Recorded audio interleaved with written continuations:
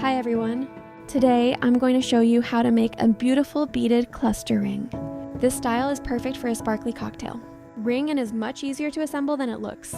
Tools and supplies.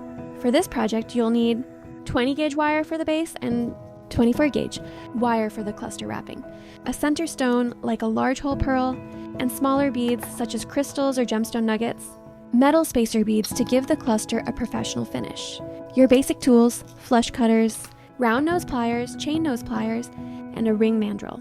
Step 1. Creating the base. Start by centering your pearl on about 18 to 24 inches of 20 gauge wire. Cross the wires underneath.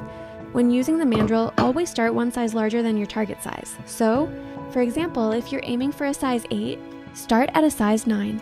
Wrap the wire around the mandrel 4 times total, then secure the ends by wrapping them 3 times around the shank. Step 2. Stringing the cluster. Next, attach your 24 gauge wire to the base. Now, start stringing your beads. Pro tip, place a tiny spacer bead between each crystal. I'm alternating between 4Me and 6Me crystals for a nice texture. Aim for about 12 beads per side.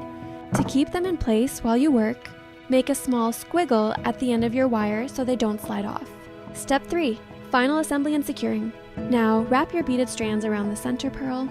To make the cluster sturdy, sew the wire through the bead quadrants and pull tight. This will hold the cluster firmly in place. Finally, wrap the wire ends around the shank, trim any excess, and use your chain nose pliers to tuck in any sharp bits. And that's your finished cluster ring. Experiment with different colors to create your own unique look.